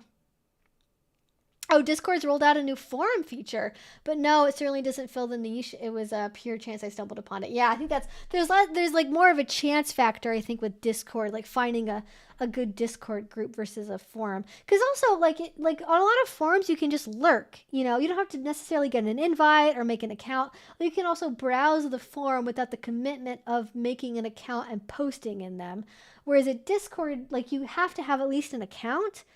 And even if you're just lurking in the Discord chat, you still have to like join it. And there's like, there's more steps. There's more layers between you and the participation. Yeah. Yeah, you have to be in the server. Exactly. Yeah, it's definitely more porn than community on Reddit. Yeah. I mean, there is a BDSM community subreddit. There are more community focused spaces I can think of. There at least used to be one for Brad. I think there's one for like DDLG. But again, I don't know I'm not sure from the top of my head what the porn to content ratio is. Random observation. The more right-wing or right-leaning the guy in the suit, the worse the tailoring on the suit. Just look at the Sachs, Trump and his ilk wear. Well, I would almost say that that's like, their tastemaker, like maybe, I think it's more of a top-down thing. I think it's that they don't necessarily have bad suits because they're right wing. I think that they have bad suits because their leader or the people they idolize have bad suits. And so it trickles down because instead of picking a suit that looks good on them, they pick the suit that their person wears. And they go, oh, that's how they wear their suit. I'm going to wear my suit the same way. I think that's what it is. I think it's a top-down thing, not a like right-wing people don't know how to pick out suits. I think if there was a sharper tailoring amongst the leadership of the far right, maybe there would be better tailoring amongst the rest. But they wouldn't be able to identify like what makes good tailoring either, because they would just be replicating what other people are wearing. They wouldn't like. There's copying and then there's learning, and they'd be copying, but they wouldn't be learning. Oh, this is why it fits well, or this is what material they're wearing.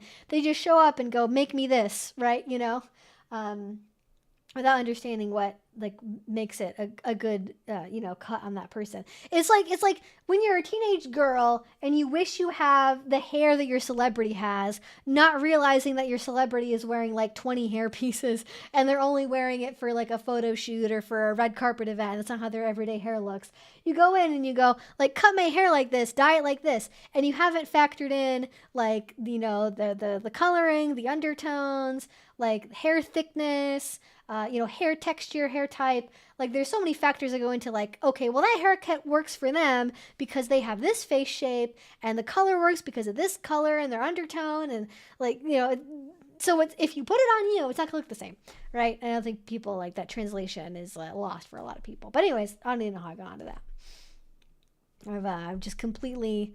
Now we're talking about styling. It's important though, like figuring out a good, consistent aesthetic, I think can really help you in your dating journey, your kink journey, because then you can know like how to look better in photos to appeal to people, or how to like communicate, what you're looking for, right? If you know like, the language of clothes, right? If you know the like subcultural language of the clothing you're trying to wear, then you don't look like a poser, and then people will take you seriously. sort of the point. All right, we got a damsel in distress to Jordan Peterson suits. That is quite the segue, I think. That's one of the one for the record books on that. I interviewed a few people for the store, and when I asked, so why do you want to work here? They replied, I love sex, full stop, no elaboration. We did not call them back. That is, I'm glad you didn't call them back, but it is very funny that there are people who think, well, I love sex, so that qualifies me to work at a sex toy store. Like, no one else loves sex. It's a very unique characteristic that I offer as a potential employee. Just, what are people thinking, honestly? What are people thinking? Not thinking much of anything, apparently.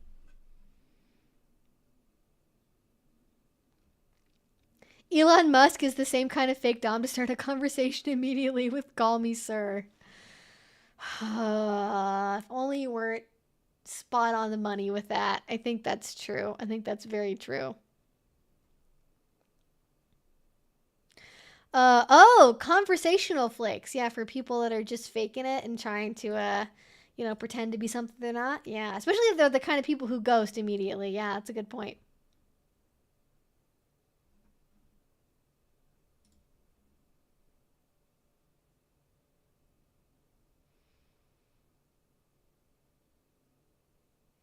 Oh, there's a subreddit called FLR, which is, I'm assuming, female-led relationships. Definitely more of a conversation, more active. Okay, good. Like that. It's got, like, especially like male submissive focused spaces. Oh my gosh, they can just turn into porn so quickly. So it's nice to see that there's at least one space where there's more of a conversation. It's not just like, reposting something from Tumblr for like the 80th time.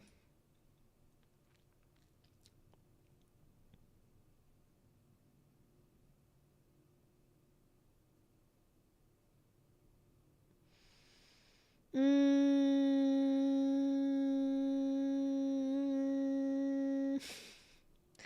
right, looking, scrolling. Oh, yeah, dentistry, like, yeah, just human dentistry also being overrun by conglomerate franchises. Yeah, why are we letting that happen? That seems just like bad across the board, yeah.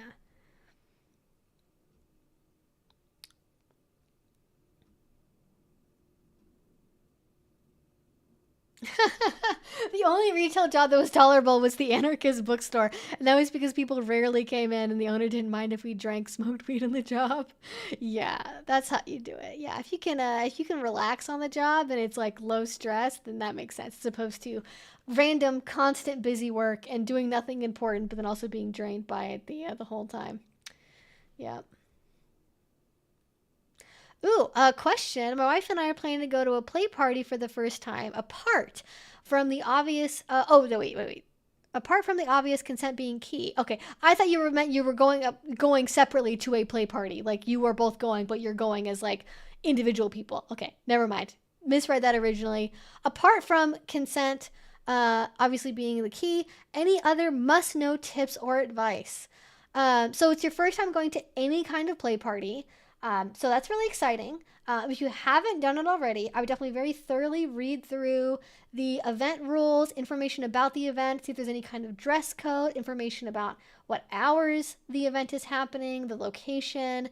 Especially on FetLife, the location can be more general than it really is, and especially if you're in a city, figuring out parking in advance can be a good idea, because if there's like, if it's more, kind of out, private parking lot, you can just show up and, have your roller bag or whatever and be totally fine.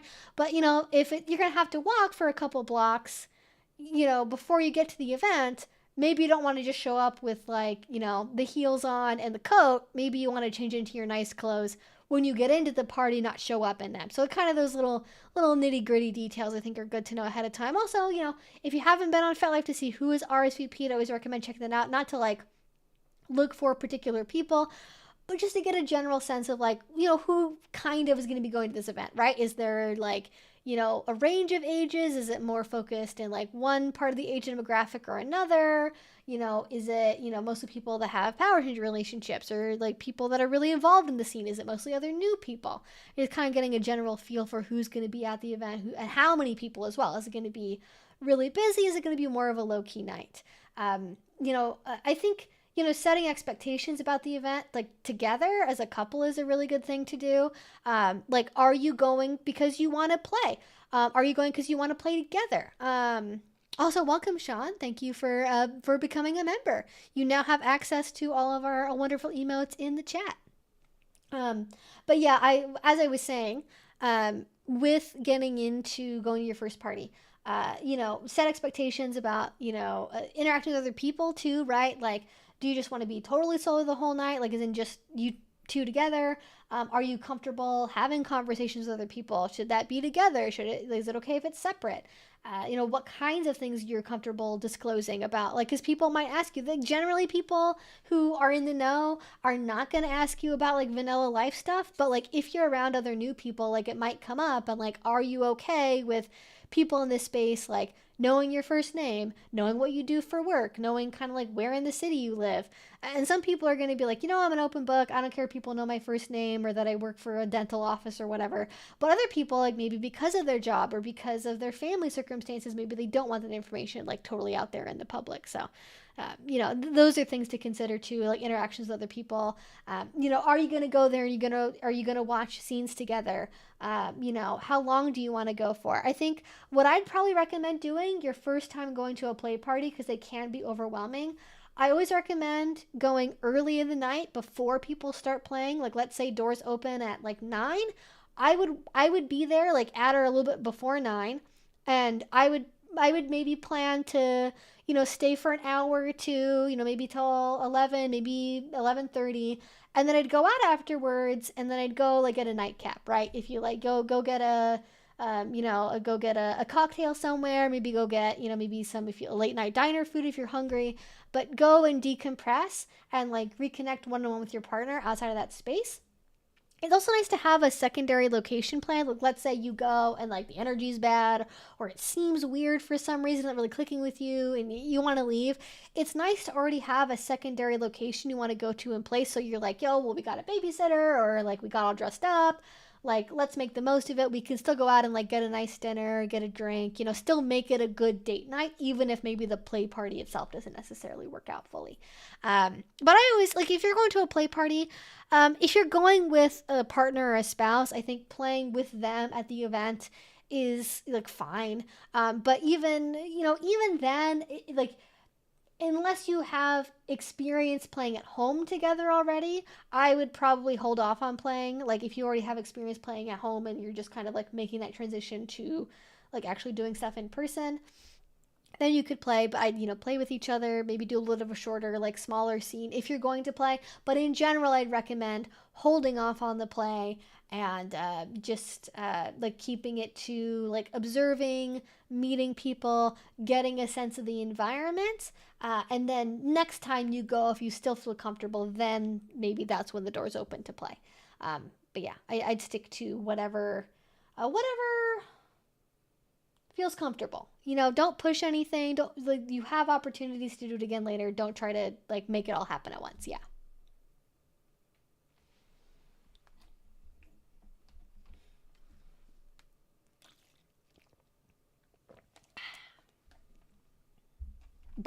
That is what I would say on that. But otherwise, just have fun. Dress in layers. Different dungeons are going to be different temperatures. Some run really cold because they anticipate like it getting really hot with all the people in there. Others are going to be pretty warm because of all the bodies. So, be flexible, especially if you're very sensitive to cold like I am. Like, it's really good to have layers as an option because, like, it really ruins having a fun time when you're, like, sweating or when you're, like, freezing cold. So, like, before you know the space, like, just plan for anything to be possible, really. All right. Good reminder, yes, we are in the last 15 minutes, so if you're not asked your question now, I highly recommend doing it. And I will try to get to as many questions as I can. I can't promise I'm going to get to all of them, but I will try my best to answer as many questions as I can in these last 15 or so minutes. So you've been put on notice.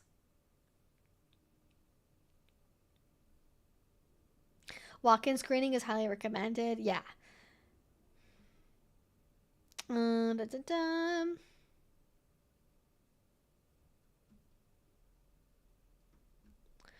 right, I'm in the part of the chat we were talking about work in retail versus food service.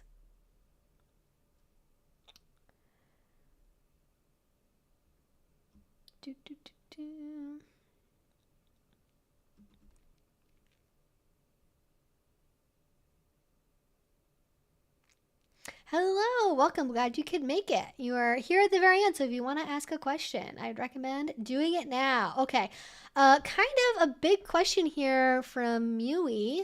Hello, I've only subscribed to this channel for a little bit of time. Well, welcome. Also, is that a possum? I think that's a possum profile picture. Delightful. Any good recommendations of sex positive or embracing sexuality from trauma? Oh, here, books. I was like, books? Yes, books. I forgot to add that word. Yes. Okay, glad I saw that. Let's get some book recommendations because I have some. Okay, sex positive and trauma.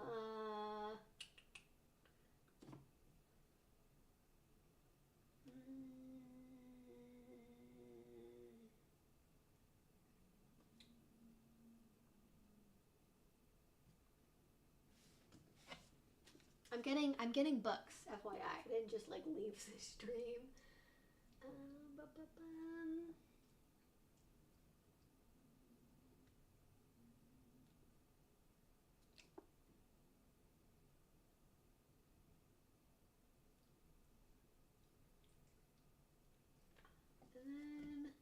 Yeah, probably these two. I'll do these two.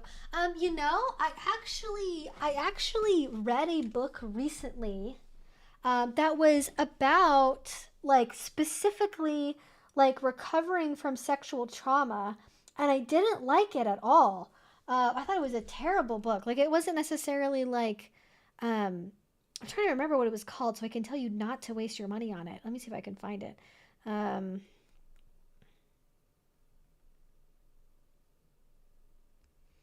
It was like more recently published.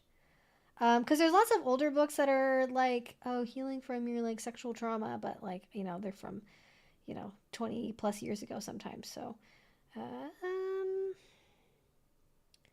where? Ah, wow. Okay, that was easy to find. Oh, so I didn't. Let me see if I can find a better page for it. Here we go. It's on Thrift Books. No, wait, I just want to show like the cover. I want a good picture of like the cover. Oh, here we go. Okay. So the book I don't recommend is called With Pleasure: Managing Trauma Triggers for More Vibrant Sex and Relationships. And I didn't really like this book.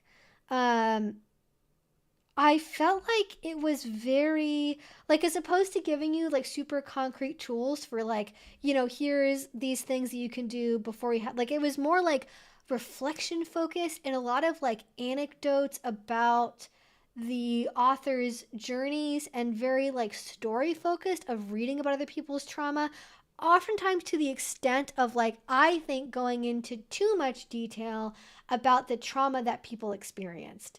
to the point that I think actually reading this book could be triggering for some people, which is especially why I don't recommend it. Is like, I think that there is too much in this that could be potentially triggering. So I don't recommend this book, though. Unfortunately, if it was a good book, this would probably be right up your alley of what you'd be looking for. I'm trying to find a similar book that has like the same premise, but hopefully is less triggery and is actually more skills focused and practice focused and not like anecdotes. But the two books that I do like to go back to that I think are generally good books that are generally not triggering for people are Hot and Unbothered, which is How to Think About, Talk About, and Have the Sex You Really Want. This is not a trauma-focused book by any means, but it is very much trauma-informed. And the reason I like this is there's lots of good information about it on setting sexual boundaries, sticking up for what your desires are, discovering what your desires are after having a traumatic experience. And I think this, like, the tone of it is a little like... it sort of borders on like a little bit unprofessional. Like it's not the most professionally written book, and I don't mean that in the sense of it's poorly written. I mean like it's instead of it being like an authority talking to you from this place of like, here's research I've done for years and years, it's much more written from a perspective of like, hey bestie, here's some advice. Like, even though the person who wrote this book is in fact a licensed mental health professional. But this I found to be very helpful as a book. It's a little bit on the little thicker side, as you can see, but I find this one to be very helpful just for a lot of things, and generally getting more comfortable with your sexuality. And then, if your sexual trauma is relationship related, I would recommend this book, which is Toxic Relationship Recovery by Jamie Mahler. And I like this one for specifically, it's not just about sex, though sex is a part of the conversation for sure. I'm trying to think if there's like a specific chapter that's on like just about sex. But there's like codependency and like the normalization of trauma, but like, sexual trauma is like often very much part of like trauma in relationships. So it's kind of like it's infused in the book.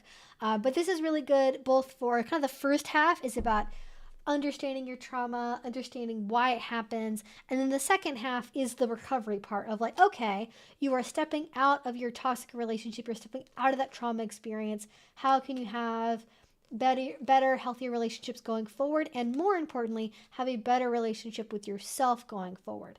So that I like for that reason. I wish I had a book I could recommend to you that's like, this is like about sex and trauma. That's the whole book. But unfortunately, I haven't read a book like that yet that I can recommend. But if it does happen, I will let you all know. I will mention it because I know that's a big thing that a lot of people unfortunately do have to struggle with, either recently or maybe farther back in the past. And whether it's a new wound or an old wound, they can both very much affect your functioning and your ability to enjoy relationships. And I know that's a big thing for people. But good question. I'm glad I could give some recommendations. Oh, there we go. Loaf mode. All right. You're very welcome. Thank you. All right. Let's get on to, let's do at least one more question. Hopefully I won't ramble too much. Oh, Skronky is just like chaotic and noisy with a lot of dissonance and panic chords. Oh, I see. Not like Kronk and not like Chunky. Okay, we're talking about music. La la la la.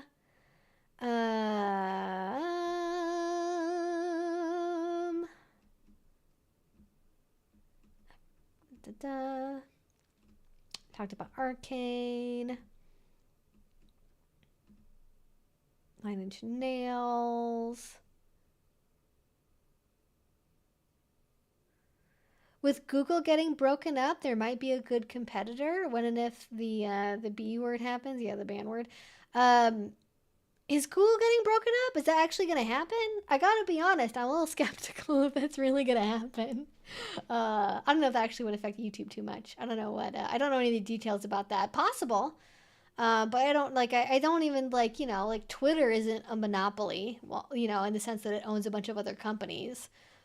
Facebook is, Google is, but, I don't think it's a lot harder. Well, actually, it is easier to break Twitter's monopoly compared to the other social media websites, but even then, still a struggle. Do you have any tips for connecting with your town's BDSM community? The events around me are few and far between, and I wish there was more to do. I think it's, if you've met the people that are in your local community, even though the events are few and far between, I think when you make those connections with people, you get the opportunities either to be invited to maybe like private events with people, or, maybe you talk to people about like starting another thing. Like oftentimes, like if there's not very many events happening, there is at least one or two other people that are like, oh, I wish we had like a weekly munch, or I wish we had a board game night, or I wish we, had a movie club or something, and then you gotta have a critical mass of people to make that happen, right? Maybe one person can't do it, two people can't do it, maybe three people or four people, suddenly that's enough to have a weekly munch or a coffee meetup or that movie night or a book club or something. Or maybe even doing something that's like remote. Maybe there's a local Discord community. Maybe there's a Telegram channel. Maybe there's something that, helps people feel more connected. And, if people aren't, if it's not already there, there aren't, like, if it's not there, I can't tell you to go to it, right? So if there really is nothing and you've met the people and no one's really putting anything together, the community is kind of just waiting for somebody to step in and do the hard work of being the community organizer, making those events happen. And like, that could be you. It's a huge pain in the ass. It's a lot of time. It's a lot of thankless work. But like, maybe they just need that person to step in and be like, actually, I'm going to be at the pizza place on Tuesday nights and, be there, be square. That's how the first munches started, essentially. What are you doing, puppy? We are freaking out over there. Hi. I know, we know what time it is. We know that stream time's almost over, huh? She's like all excited. And we talked about suits, correct. That's not the part of the chat I'm currently on, so.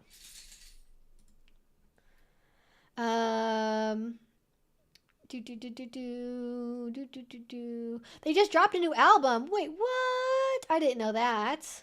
I have to check it out. What about a BDSM dungeon that plays Taylor Swift? I've not seen that before. But if you let the littles and the middles run at events, there will be Taylor Swift, I'm confident.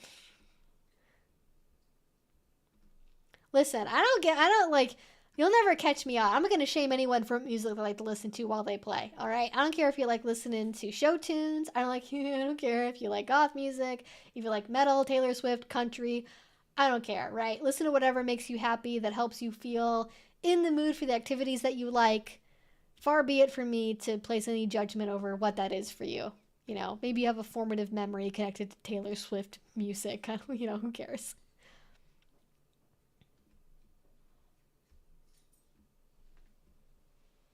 What are you doing, puppy? You ran off into the kitchen. Hopefully she's not snorfing anything dangerous from the floor.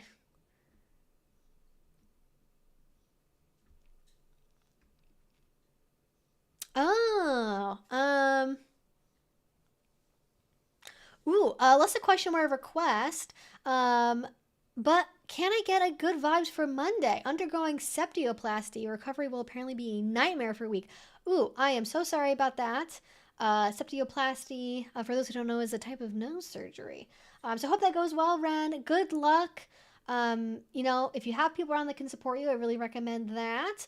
And hope your surgery goes well, because the surgery itself can be stressful, and the recovery afterwards can also be rough. And like, oh God, you're doing it. You're doing it on a Christmas week, so that's even like, oh, I feel for you. So yeah, good luck. I'll keep my fingers crossed for you, Ren. Hopefully, I might not. Friday, next Friday, it means that it's after Christmas, so. I'll probably be here, honestly. Next Friday, I'll probably be here. I'll be streaming, so feel free to check in. Hopefully you're doing well. How does one donate to the Bandita? treat fund. You can go to that by, if you go to the Streamlabs link below, which as far as I know is working, is operational. I haven't tested it recently. Maybe it's not working. Streamlabs/evlupine1. And let me just see if that actually is operational still. Maybe that's not working. It is. That is functional. So if you go to Streamlabs, that is how you donate to the treat fund. That's what's connected to. Oh, thank you. I know it's the end of the stream, but I just wanted to thank you for videos as they help me recognize fake doms online before I was scammed. I am very glad to hear that. You know, walking into a scam, especially if it's like a really big like catfishing scam where they get your personal information like social security and credit card details, that can be life-ruining. So I'm very glad you're able to avoid that. It is no joking matter. I know people make fun of like, oh, fake doms and everywhere, blah, blah, but like it is serious. Like it could like fuck up your financial future for sure.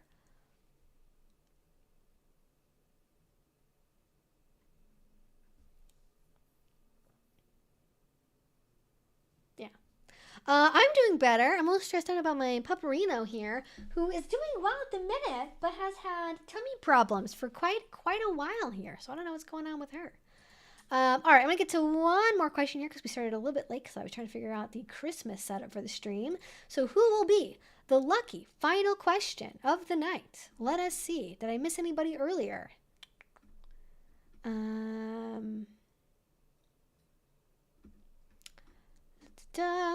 Scrolling in the chat. Scrolling in the chat. Lobster Daddy. Yeah, that's Jordan Peterson. That's one of his many nicknames, as it turns out. Oh,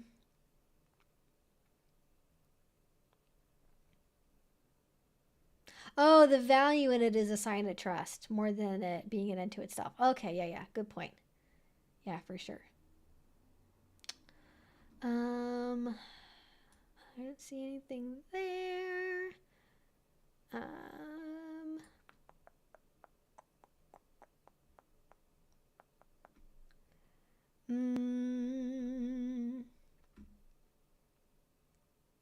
Thoughts on forming kink connections when not able to actually play in person? I saw the Patreon video a little while ago, just wondering if you have anything else to share. You know, it's kind of what I said in that video. I don't remember donated $10. Treat fund. You know, I think just investing in like online stuff as much as that's like possible to do in a positive way is the way to go. Again, we've kind of mentioned over and over again today on the stream, right? Like, you know, going on FetLife, you know, online classes, online discussion groups, online munches. They're less of a thing now than they were a couple of years ago, but they're very much still around. You know, finding Discord chats, finding remote meetup groups, finding, you know, maybe a Telegram group. You know, those are all options of things that you can do to form those online connections with people. And I think even, oh, shoot, I just had an idea and then it left my brain again.